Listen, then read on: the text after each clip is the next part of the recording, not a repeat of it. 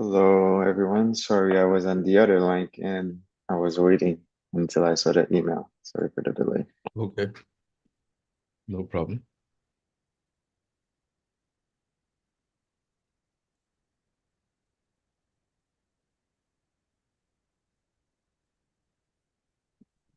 Are we waiting for anyone else? Welcome. Michelle, are you waiting for anyone else, or we're good? William will kick off the program.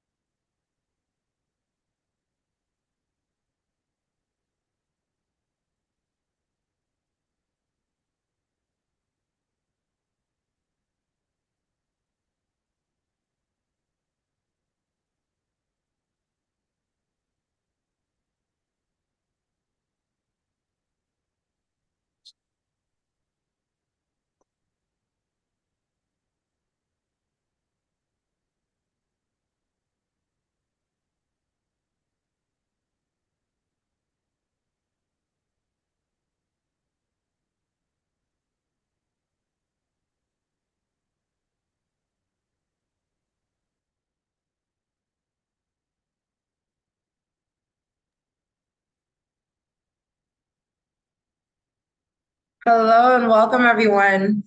I'm really excited to be on this session with all of you. Now, many of you have probably heard about the stakeholder dialogues powered by Haiti Tech Summit, but I want to give a warm welcome to the entire Haiti Tech Summit community, but also the extended family, friends, peers, partners, colleagues of the Haiti Tech community from all across Haiti and across the diaspora. Thank you so much for being part of this session. Now, this month, we have a really unique lineup of people. Each one of them I've met, I've worked with before, I've interacted with before. I'm really pleased to have them on this session, from Jack Keel to Rochelle to Jacqueline to Jean.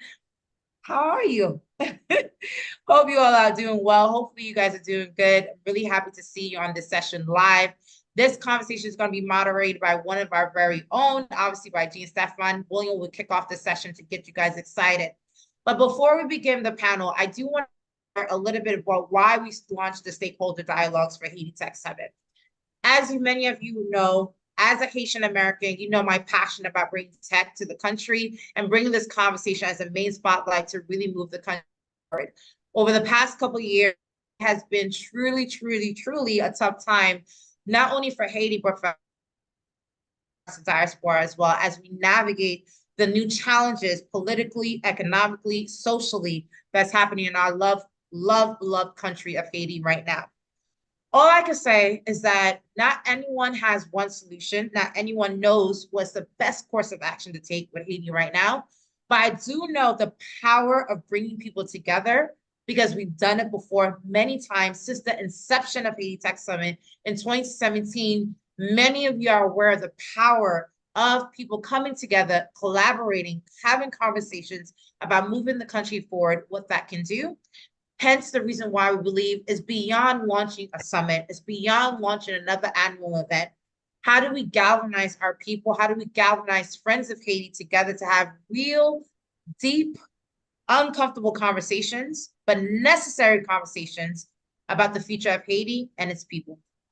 This series, the Stakeholder Dialogues, was launched with that energy, with that spirit of mind of not just having conversations, but also having call to actions. What can we do as Haitians and as friends of Haiti to move the country forward? And what can we do to inspire those who have given up to still keep their best foot forward, to really put us in the right mindset to really move forward? So with that said, I'll stop it here and say that thank you so much for every single person who's been a part of the Haiti Tech Summit journey. Thank you so much for those of you who are still putting in the work, putting in the thought leadership, the ideas, the actions. Some people are still on the ground right now as we speak, putting time, energy, and crazy amount of effort to see our society, our country, our love, Haiti, succeed. So with that, I pass it over to our moderator, who will kick off this conversation. Jean, are you ready to go to kick off stakeholder dialogues for this session? I would like to pass Yeah. it over to you as we kick off, and thank you so much for being a part of this. Over to you. Thank you, thank you, thank you. So we're ready to go. So one of the first thing I'd like to for everyone to introduce themselves and share one thing that their organization or they are personally doing to advance Haiti forward. So I'll start myself. So I'm John Stefan Dubois, so co-founder of DocMobile. So DocMobile is an organization that was created in Haiti, so to improve healthcare accessibility through telemedicine. So basically, through the pandemic, realized firsthand some of the challenges that people were facing in accessing healthcare. So we created this platform, this app to connect patient doctors with patients and being able to, and also give the diaspora the opportunity to book services for their loved one in Haiti. And so the plan is to start in Haiti and to expand elsewhere. So I'll leave the floor to whoever wants to jump in and introduce themselves. Okay. Hello, everyone. I'm excited to be here today. I extend my gratitude to Global Startup Ecosystem and Haiti Tech Summit for this opportunity. And I would like also to express my special appreciation to Christine Souffran and her team. And I remember the day I listened her story, it was very inspirational. And I know this day, be a beautiful smile, there is a lot of pain. And be a success, there's a lot of story we can learn. And I would like to say you bring so much value to the community, and we are so proud of you and your work. And it's my pleasure as well to reunite with a familiar face like Jacques Constant. I used to meet him at Haiti Tech Summit. I know the job he's doing. I know his passion for the community to help people. My name is Jack Narcius. I'm co-founder of ABIA, is Alternative Business Incubator and Accelerator. I start with work to startup since 2010. I have over a decade to do it in AED, and I think it's like a calling for me, and I answer positively to this calling because there's a real need to help people to create wealth in AED, to bring value to enterprises and startups. One thing our organization is committed to is to fostering a culture of entrepreneurship, innovation, and leadership. Because today we face a crisis of leadership in Haiti. We need leaders to emerge and entrepreneurs to bring out solution to our to the challenge of our generation. So it's a calling, and I answer to this calling, and I know as well every speaker is today because you answer to this calling, you are there, and it's like a wake-up call for us to bring solution to the challenges of our community. I think it's a pleasure to be with you, and I'm excited to share my experience, and I think this discussion will be enriching. Thank you so much. Okay. All right. Hello, my name is, or you want to go? You can go ahead. All right. Hello. Hello, my name is Jakil Constant. I'm the founder of the Haiti International Film Festival. So the nonprofit has been in existence for 9 years now. And it's basically a show a positive image of Haiti through film and art. And it's been a passion. It first started with my short film at the time became now it's an award-winning film, Haiti's a Nation of Artists. It's about Haitian artists creating transformation art after 2010, after the earthquake. And for me, just touring with the film, I realized there were other filmmakers just like me after 2011 who wanted to reconnect with Haiti from the Haitian diaspora and wanted to tell different narratives. So then I have these filmmakers who just came on this journey with me, and we've had this film festival for 9 years. So we're gonna have our next ones in August 17th and 18th. We have it virtually. So yeah, we have films from Haiti, from the Haitian diaspora and the African diaspora. So it's just really show a different narrative of Haiti, and it's been something that I'm just, yeah, I've answered the calling too. So being bit by the Haiti bug. So I'm ready to have this great dialogue. My name is Rachel Pierre Champagne. I'm the founder and CEO of Innovators for Change. I've actually had a chance to be in Haiti for more than 14 years now, since after the earthquake, answering the call to help our community that had suffered and faced the devastation of the earthquake in Port-au-Prince. But at IFC, our mission is to ignite and sustain businesses and organizations in Haiti, focusing on community empowerment, workforce development, capacity building. And what's most important about the effort that we do is that we galvanize communities, focusing on how do we provide resources, how do we provide training to help build sustainable businesses in the capacity of our community and so on. But in particular, we focus on vulnerable communities such as persons with disabilities and women and girls, and ideally to help them become socially and economically independent. So I want to keep it brief. I know that we have so much more to discuss in the next hour or so. Thank you, thank you. Yes, want to be very mindful because time is not stopping for us. So as we move forward, given our connection to Haiti, candidly speaking, so what assessment do you make of the current situation today? Do you want me to go first? Yeah, the floor is open, so anyone Okay. can jump in, pick up of anyone. I want to make it an open format. Well, as Christina opened up the recently discussing the situation in the country, the political instability, the economic hardship, and the security issues, and especially food insecurity as well for over 4 million of households. And so it's about spreading the information. It's about mobilizing all of the different organizations and institutions and individuals to be able to come up with smart, effective, and impactful approaches and strategies to mitigate these issues, the challenges that families are facing, trying to have children go to school on a daily basis, ensuring that each family and each member within the family can have a hot meal in their household.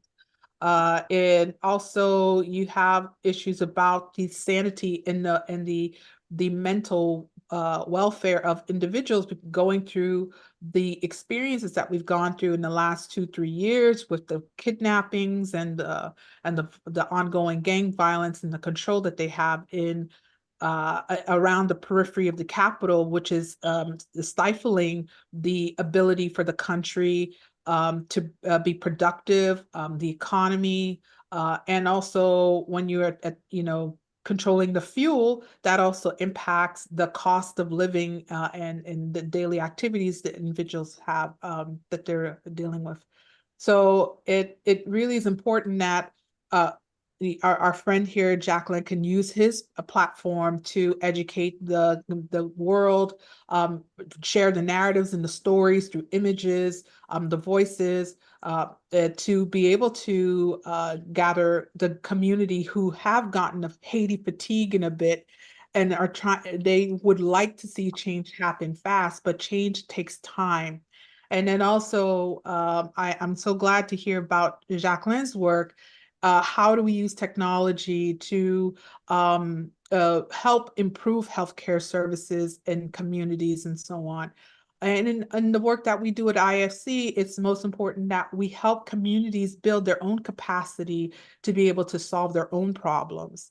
And is that through training? Is that through dialogue? Is that through identifying the processes that they need to put in place? So yes, that's what I can say for now. I open the floor to my other friends here today.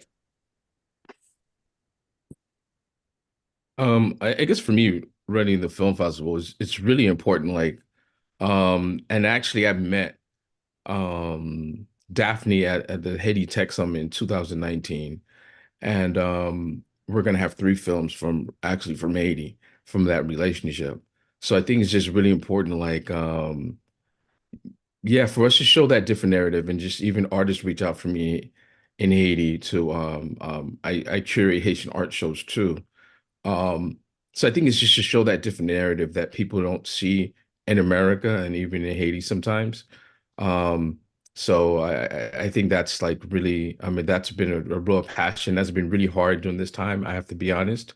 But I've been reading a lot of Haitian historical texts and books that's really helped me during this difficult time of seeing all the gangs and the insecurity and everything. But when I read the book about like, the Black Crown, you know what I mean? It just really inspires you to know about like Henry Christophe or Toussaint, and just read about the fierceness of our culture and our independence. So I think that's just really important to like ground ourselves with our history, but still look to the future. Um, so I think that's um, how I still try to represent Haiti and the Haitian diaspora. So you still give them hope, because what they see on the mainstream is quite draining sometimes, you know.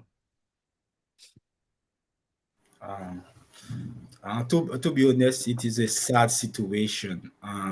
There's like political crisis, economical challenges, and social issue. But the good news is, in the midst of this chaos and of this situation, there's something that matters. It is the meaning you give to this situation. What the meaning you give? You can choose to complain, you can choose to criticize government, but you can choose as well to bring out solution in your area, in your call. And today, I encourage all to see what you can do, because this situation can be a wake-up call for us.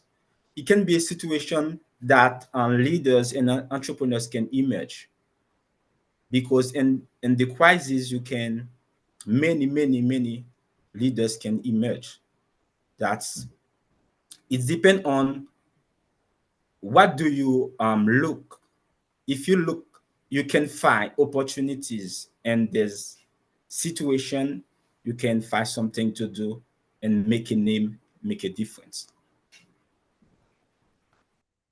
Thank you for for all your thoughts, and to piggyback briefly, I think as we notice the challenges from all over the sectors, I think from experience with all challenges comes opportunity, and I think that the situation in Haiti is no different. And I think it really, like Jacqueline says, it how you look at the situation is it really pushes you to be very creative in terms of how you're bringing solutions and think about all the risks that in any other environment you might not think about. So, in one way, I think it's an opportunity because it gives you this comprehensive view of the situation that we're assessing, and which makes it easier for whatever solution to scale. So, for example, with Docmobile, I think just one of the great benefit is to be able to get a video consultation from your home. So no need to go to like a clinic, no need to wait for hours. Whatever questions you have, you can get the answer with conveniency. So, and I think the situation as well is really pushing us, and I mean like the whole Haitian community as well as the diaspora, to adopt it, because with technology, a lot of those challenges can be addressed, and we can move forward with our journey. And so with that comes the next question is, what is your journey? And I know some of you have touched about it, but how are you supporting change for the Haitians and then the diaspora?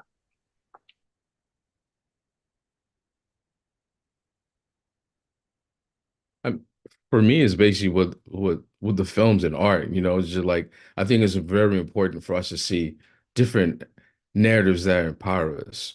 So I think through the film festival and me being a filmmaker myself, is giving that alternative story, because I think a lot of times we hear a lot of negatives about when people think of Haiti. And even when I started the film festival, they're like, how could you just do a film festival just on Haiti? I said, well, they have the Japanese, they have a Jewish film, they have all these film festivals. Why can't?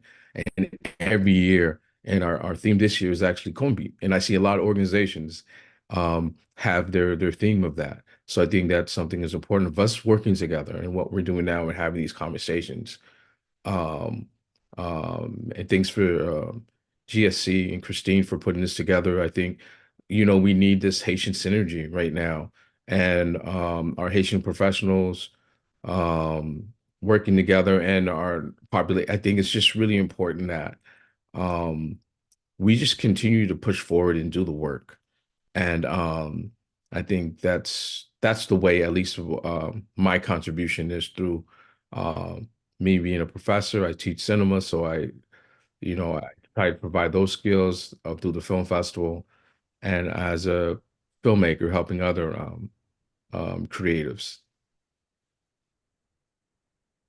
Just to piggyback on what Jacqueline said, I think it's about controlling the narrative and sharing the stories. And in my journey, in that sense, it's also including the stories of Haitians in Haiti and also the diaspora community, and how do we really bridge those two communities together through the resources that we offer, if that's the education component, if that's the expertise and so on.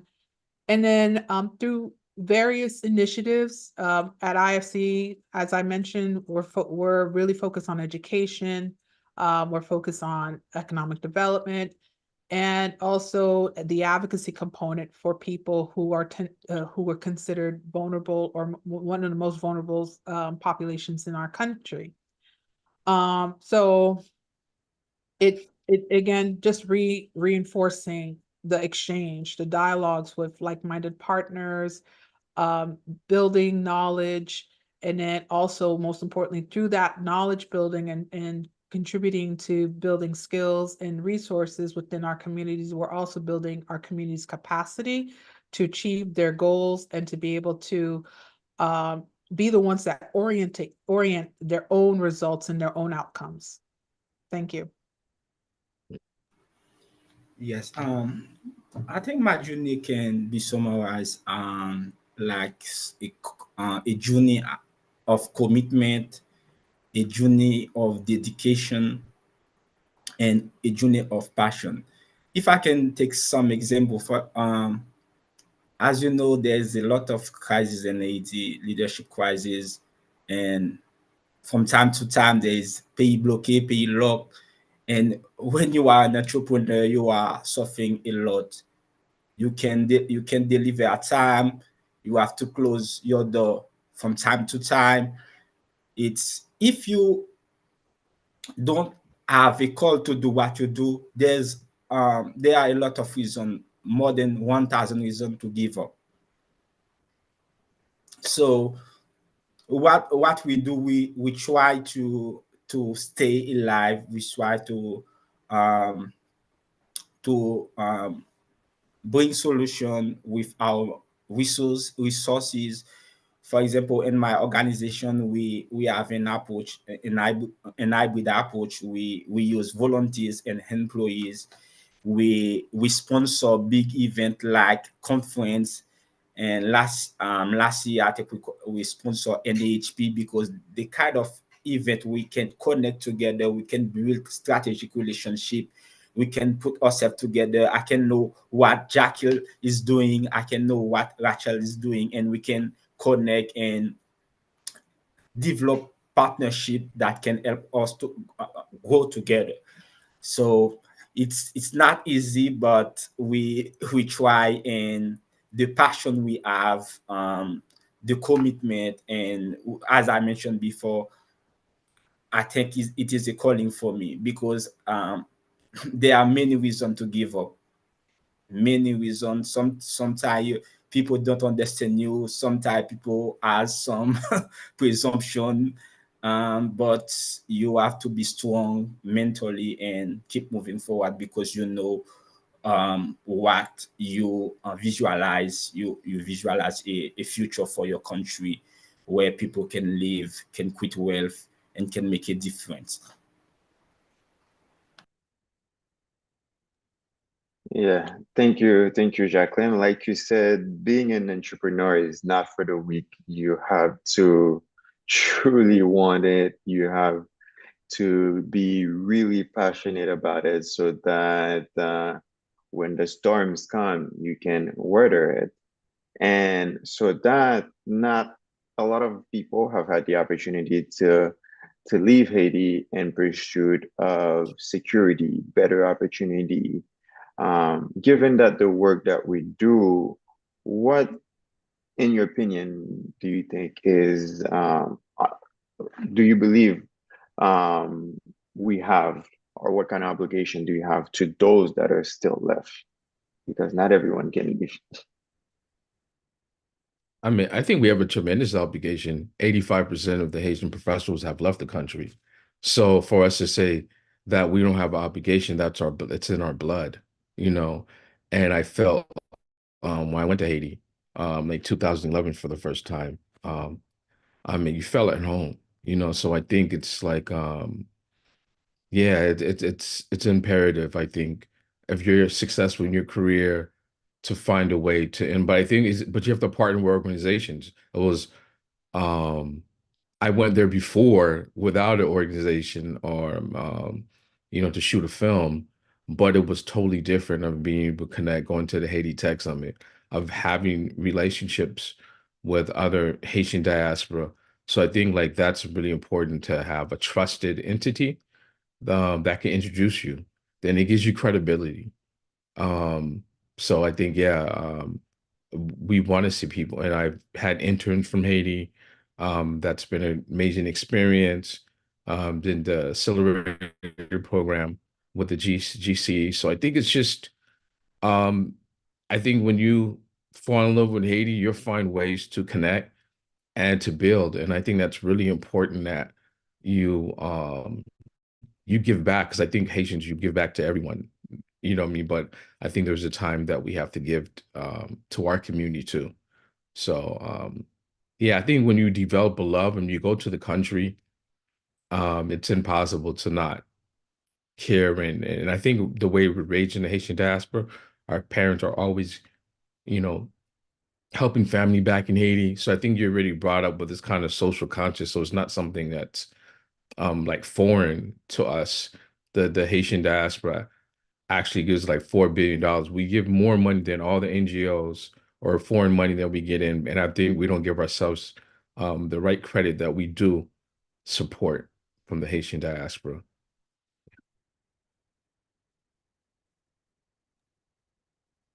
Yeah, we are a powerful force when it comes to our dollars and how it impacts the economic the economic system in Haiti.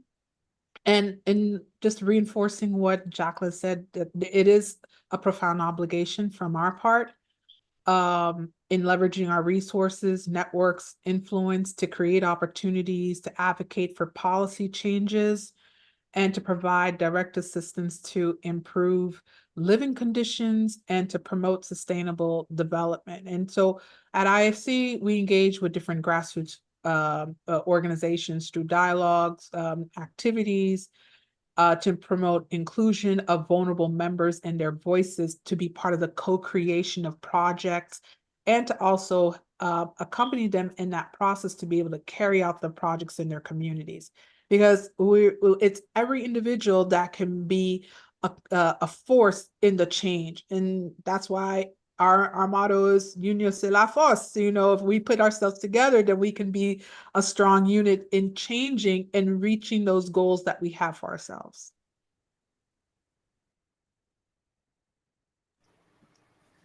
Yes, today I think it is easier to stay connect with people in Haiti with the tech tools, on the social media. We can be a voice for them. We can share opportunity with them. There's a lot of things we can do. For example, I think when I met Jackie Constant, I started discussing with him to see how it can help young people in Cap Haitien to develop the skill in this area. So there's a lot of opportunity we can do. We can stay connect with people and bring value to the life and be like an ambassador to them. Where the voice can't you have, you can make the voice you have because you have access to some platforms. That there are a lot of things we can do in this time. So Yeah, and one more thing. Jacqueline, I plan on bringing the film festival to OCOP in next year, 2025. So hopefully, since you have a lot of connections in OCOP, so yeah, we'll definitely love to be partners with you in that. In Jesus, in yeah, Jesus. I can help you, no problem. So, okay. Which I'm glad that you had this little transition, because one of the things that I was gonna mention is that yes, the first thing is the connection that we have back home to the people, and I think that we owe it to them to provide them with the resources to be able to get through this tough time. And I think oftentimes is that we've been involved indirectly. So I think taking a more active role, a more direct personal role, I think is what's needed for them, for us to get to the next step. And I think and it's very good to try to connect with organizations already underground, because that already understands the situations, that is familiar with the infrastructure, because that's how we can get the best out of it. Sharing knowledge and being able to apply it in situation or in an environment that is pretty unique. And I think having different set of mindset, perspective, and experience is how we can get here. And so, which leads me to my next question is that for the Before past. Mhm. I want to add something, and my organization we play a role as well as a bridge, because there's a lot of people in the diaspora that want to have the feet and the ground with an organization, with a business, and they need an organization that can help them to materialize the dream. What we do, we give the service, because sometimes people and are a member of family, things go wrong, but when they deal with an institution that can help them to make the organization, the non-profit or the business, a reality, that they can continue serving the community, and even though they live in US and Canada and somewhere else. Yes, thank you. And so, in regards to that, we'll certainly connect you with some people, folks that I know that are looking to get more involved in the ground. And so, given your experience, what advice would you have for Haitian influencers who are interested to using their platform to promote social good? I know ever since for the past couple of years, there have been an increasing number of folks who want to get involved, folks who want to change the narrative, but don't necessarily know how. So, what advice would you have for those young up and coming influencers? I would say like to understand their core values. I think that's really important. Once you understand your values, then that's the content that you create. If one of my values is definitely education, entrepreneurship, community is really important. So then you create content and you connect with organizations that may not don't have the influence skill or they don't have the filmmaking skill, and so you can be an asset to them. So you find you position yourself in a sense. You position yourself for an opportunity, and you learn from people who are successful. Get part of accelerator programs if you can in marketing or filmmaking, whatever you're into. There's a community that's there. So I think like really reach out and like this. I think the education part of like reading online, there's so much information that's out there. Um, so I think it's just really important that you find what you love, but be in places where you could actually use your skills. And so if you want to be an influencer, I think it's important to um, be where your skill set could be utilized. So um yeah, I mean when they have the next Haiti Tech Summit that they have in Haiti or the film festival or Fonconze or I mean, Jacqueline's organization, there's so many organizations. You just have to figure out what you want to do and being around these leaders and they will mentor you, and help you. I mean, I think because they're all passionate, just the same way they're um, the way the Ed Tech Summit. So I mean, all that stuff is really important.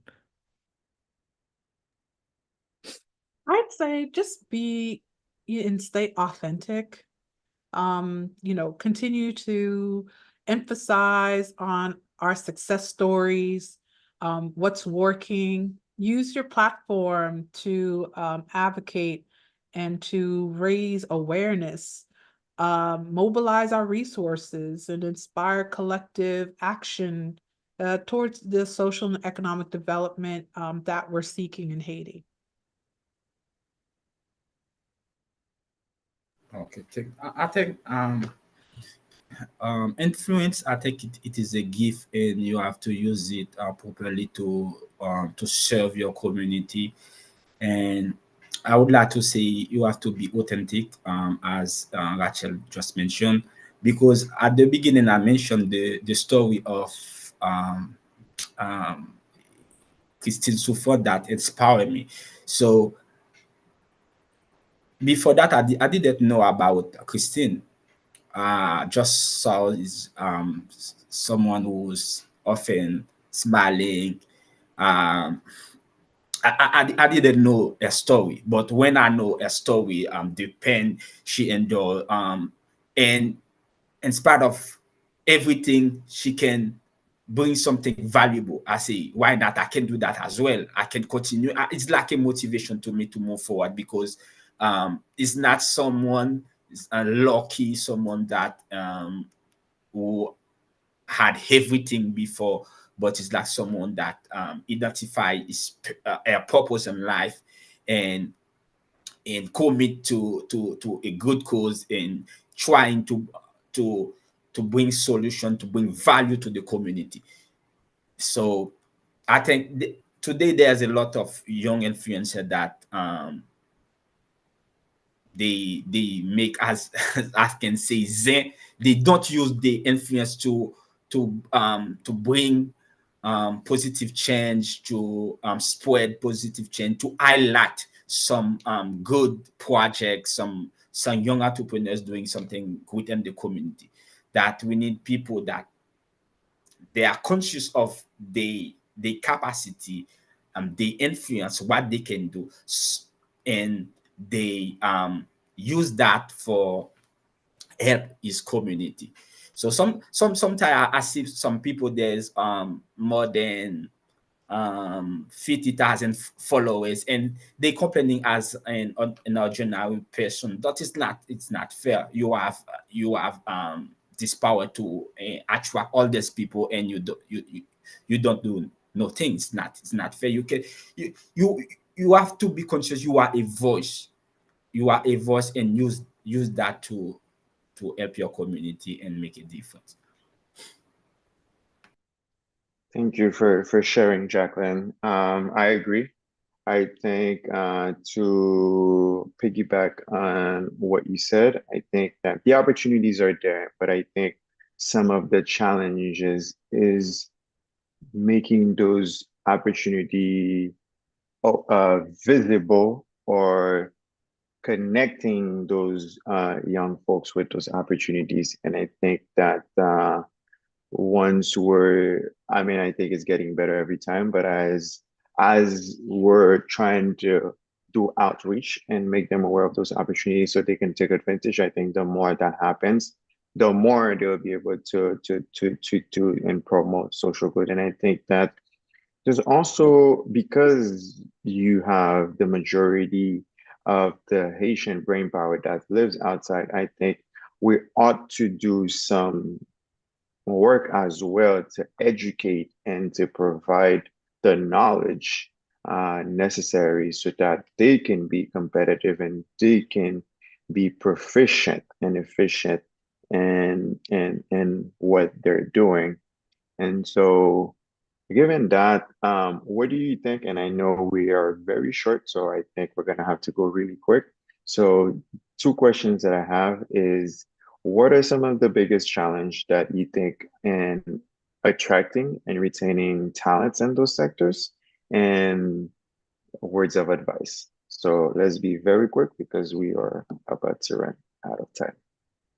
Okay. So I'd say the biggest challenges, we've already repeated them throughout this conversations: the political instability, the lack of infrastructure security issues, and for businesses, the lack of capital. You know, where you in the United States, you can find credit quite easily to start a business. In Haiti, that has always been a major roadblock for our community. And there's so many inspiring, very creative, innovative individuals in Haiti that could do so much and be transformative in our country, but they don't have those key resources in order for us to really promote that transformation in our country. So we have to really focus on creating a reform in that component or in that area.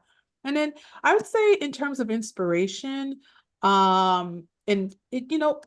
honestly, I still feel we have hope. When Haitians are forced to reckon with, and we have the power of our community and we can do change. Just look at the example of the Haitians in the Northwest when they said that they wanted a canal. And they not $0 from the Haitian government came to that. And look how we have water, and we're producing, helping our agricultural sector in that area. And that was through platforms like social media, through the all of the stories and the people and the voices that we put together, into galvanizing that change. And that it can continue to grow and scale up in different parts of the country. And we really need to make that as a movement, in moving forward and really promoting social change in our country. Thanks.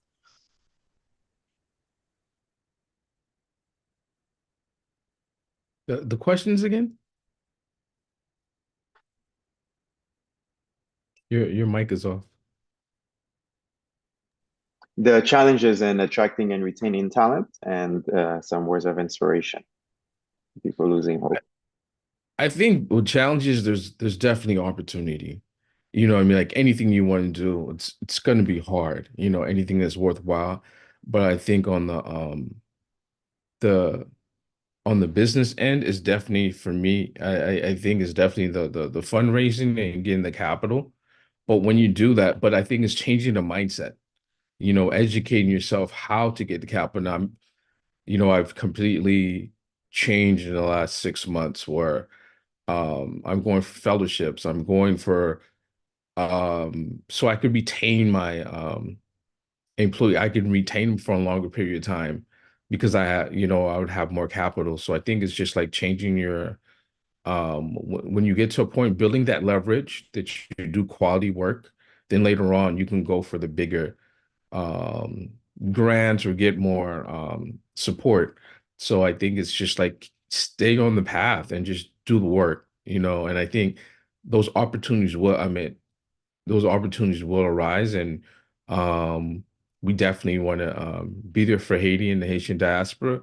So I just think we just have to just stay on the path, and it's not going to be quick. It's not going to be easy. I don't think entrepreneurship or anyone's trying to do work for Haiti. I think it takes dedication and giving them high quality, and I'd rather it take a little time, but give them quality than give them like microwave something quick that's not gonna last, that's not sustainable.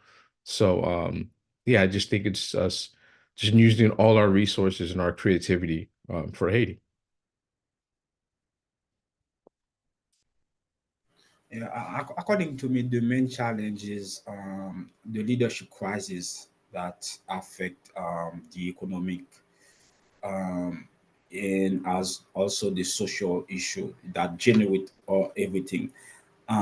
We need to create an environment of um, piece that can attract investor, that can attract talent, and that can attract as well opportunities, because there is often a debate, Asian that own money that they don't invest in it.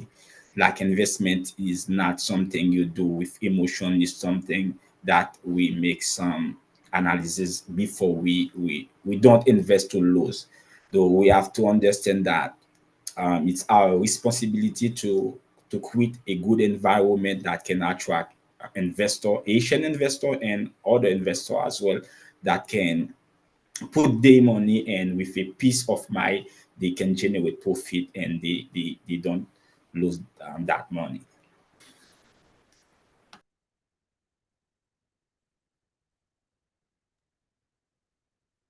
Thank you, thank you, thank you. I think that these were spot on. I think the as words of inspiration is that you have to keep going. There's always gonna be light at the end of the tunnel, and I think that all the hard work will pay off, and you have to be patient, be mindful, and positive. And I think that that's one thing that's very recurrent with entrepreneurs all over who struggle but believe in their vision and persevere until it was realized. And I think once it's realized, it all that hard work, all that suffering, all that pain will all make sense, and we'll all look back and see all the lessons learned, because to get to where you want to be, there are lessons to be learned. And so you learn those lessons to perseverance. So for that, I want to thank everyone. I think we're right on time for all your thoughtful insights and sharing your experience. I think that this session has been very productive, inspirational for me as well. I'm glad to connect and hear from each and every one of you, and I will connect to see what can do in the near future. But really, thank you for taking the time. Right. Thank Thank you. you. It was a pleasure. Thank you. Yeah. Thank you so much for the opportunity. Thank you. Thank you. Great conversation. And I'd like to Yeah. connect with all of you. So Mm. offline. Yes, yes. Right. A huge thank you to the panelists for today who spoke on the theme diaspora narrative, the stories of Haitian influencers driven changes for a new Haiti. Thank you to Jacob Constance, Executive Director of Haiti International Film Festival, And then we have Rachel Pierre Champagne, CEO of Innovators for Change. And then Jacqueline Ashios, founder and CEO of ABIA. And then James Stefan DeBois, who was our moderator for today, co-founder of Doc Mobile. We'll close out with a video from the Haiti International Film Festival.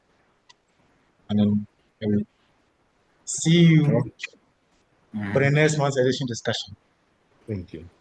All right, thank you. Thank you.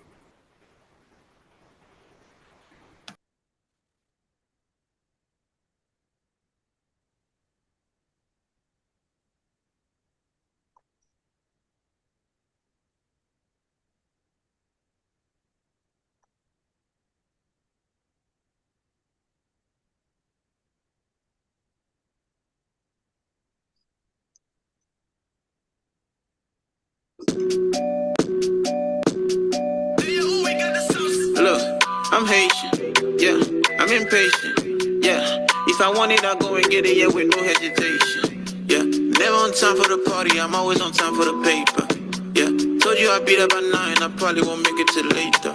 Because I'm Haitian, they know I'm Haitian. Yes, I'm a Haitian. Yes, I'm a Haitian. We must stay vigilant until we are free. Well, I think right now, genre filmmaking is opening itself up to finding inspiration in culture. So we're just seeing filmmakers in the genre space going back to culture. So I'm inspired to do the same thing. So I just went out looking for my people, and I found them here at the festival. Man, I feel great every single time. I feel inspired. I always feel inspired after every single festival. Just ready to see more work, and also for myself to do more work. Seeing it being done by Haitian people, by other people, lets me know that it's possible for myself, and it's possible for you as well too. One of the things I like about the film festival is that you guys bring in the culture, and you can really feel the community of love and of the Haitian community. But to have the meaning behind it, when people come in, and even if they're not in the Haitian community, you can just definitely feel the love for the culture, and that's what makes it memorable, and that's what makes it impactful. La joie, la mort, le désespoir. What does that mean for the U.S. to arrive in a nation that was created by former slaves? Almighty God is hiding in a cloud, watching us. L'espoir fait vivre. The ancestors are calling me into battle, Tabitha. This is for my baby, and this is for Haiti. Because I'm Haitian, they know I'm Haitian. Yes, I'm a Haitian. Yes, I'm a Haitian.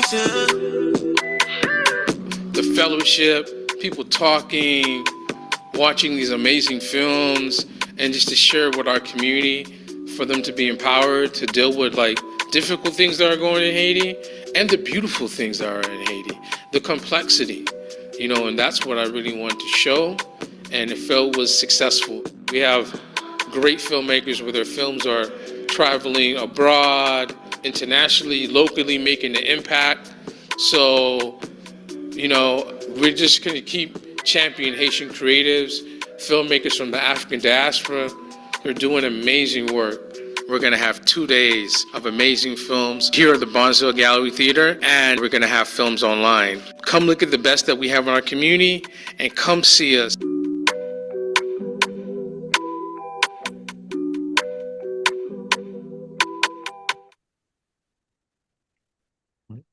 Thank you. All right. Thank you all for your time, and I'm making it happen today. Bye. Well, thank you. Thank you very much. It was a pleasure. Thank you. It was nice. Great conversation.